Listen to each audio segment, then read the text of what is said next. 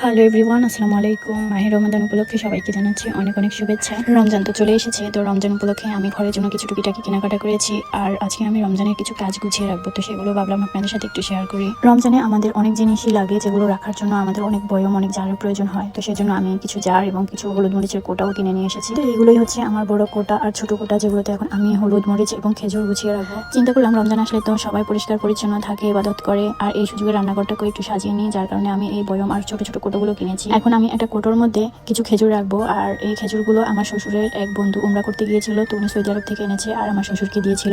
আর রমজানের সব খাবারের মধ্যে সব থেকে প্রধান খাবারটাই হচ্ছে এই খেজুর। প্রত্যেক বছর তো আমাদের বাজার থেকে নিজেরাই খেজুর কেনা লাগে, কিন্তু এবছর আমরা এই খেজুরগুলো গিফট পেয়েছি। আর এখানে 2 ধরনের খেজুর ছিল, যার কারণে আমি 2টা বয়ামের মধ্যে 2 ধরনের খেজুরই রেখে দিচ্ছি।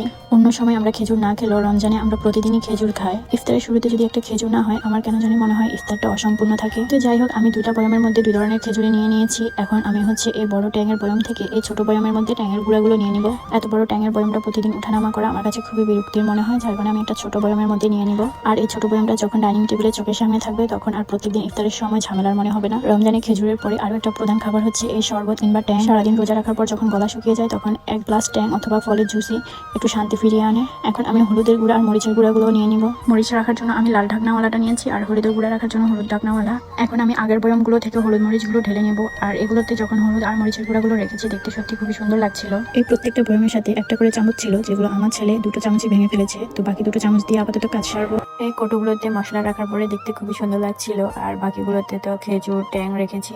এখন আরেকটা কোটো ছিল, তো সেটার মধ্যে আমি ব্রেড গ্রাম নিয়ে নিচ্ছি। আর রমজান মাসে আমি ব্রেড গ্রাম দিয়ে অনেক রকমের ইফতার তৈরি করে থাকি। মোটামুটি আমার নতুন কোটোগুলোতে আমি আমার প্রয়োজনীয় টুকিটাকি জিনিসগুলো রেখে দিয়েছি। এখন কোটোগুলো আমার দেখতে খুবই সুন্দর লাগছিল। আর বাকি জিনিসগুলো আমি একে একে রমজান উপলক্ষে সাজিয়ে গুছিয়ে রেখে দেবো, যাতে রমজানের সময় আমার ঝামেলা না হয়।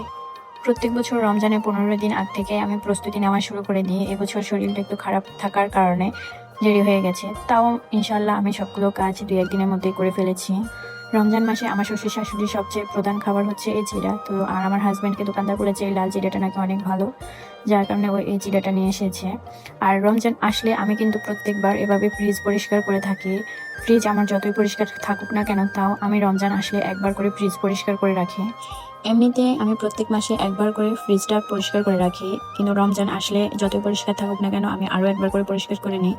এখন আমি বাকি বাজারগুলোকে বড় একটা বক্স কিনেছিলাম, সেটার মধ্যে রেখে দেবো প্যাকেট সহ। এগুলো এখন আপাতত লাগছে না, যার কারণে এখন এভাবেই আমি বক্সে রেখে দেবো। প্রত্যেক বছর রমজানে আমি অনেক রকমের ফ্রোজেন আইটেমও তৈরি করে থাকি, কিন্তু এই বছর আমি কোনো রকমের ফ্রোজেন আইটেম তৈরি করি নাই। কারণ এই বছর রমজান আসার অনেক আগ থেকে আমার হাজব্যান্ডের সাথে আমার একটা কথা ছিল, সেটা হচ্ছে আমি আমার বাবার বাড়ি যাব, কিন্তু আমার শ্বশুর শাশুড়িকে রেখে আমি যেতে পারছিলাম না। কিন্তু আমি 15 রমজানের পরে আমার বাবার বাড়িতে যাব, কারণ এই বছরের ঈদটা আমার শ্বশুর শাশুড়ি আমরা সবাই মিলে গ্রামের বাড়িতে করব। তো আমি 15 রমজানে চলে গেলে আমার শ্বশুর শাশুড়ি হয়তো 20-25 রমজানে যাবে, যার কারণে আমি এবছর রমজান উপলক্ষে তেমন কোনো কিছু আয়োজন করিনি। এই দিক দিয়ে আমি সবগুলো বেসন একবারে রেডি করে রেখে দিচ্ছি, চালনি দিয়ে চেলে, তারপরে চালের গুঁড়া সবকিছু দিয়ে রেডি করে ফেলেছি। এতে করে বিকেলবেলা ইফতারের সময় ভাজা পোড়া তৈরি করতে আর ঝামেলা লাগে না। রমজান মাস যেহেতু ইবাদতের মাস, আর এভাবে কাজগুলো গোছানো থাকলে মন দিয়ে ইবাদত করা যায়। তাছাড়াও রমজান মাসে যেহেতু বিকেলবেলায় রান্নাবান্না ইফতার তৈরি করতে হয়, ওই সময়টা যদি কাজ এলোমেলো থাকে তখন আর ভালো লাগে না। এভাবে কাজগুলো গোছানো থাকলে বিকেলবেলা কাজগুলো ইজি হয়ে যায়। তো এই তো আমি রমজান উপলক্ষে বাজার করে সেগুলো একটু একটু করে গুছিয়ে ফেলেছি। আপনারাও রমজানে কিভাবে কাজ গুছিয়ে রাখেন সেটা অবশ্যই কমেন্ট করে জানাবেন। আর এখানে আমি 1 কেজি রসুন নিয়েছি, সেগুলো এখন আমি ব্লেন্ডার করে রেখে দেবো। আমার ভিডিওটা কেমন লেগেছে অবশ্যই সেটা কমেন্ট করে জানাবেন। দেখা হবে নতুন কোনো ভিডিওতে। আল্লাহ হাফেজ।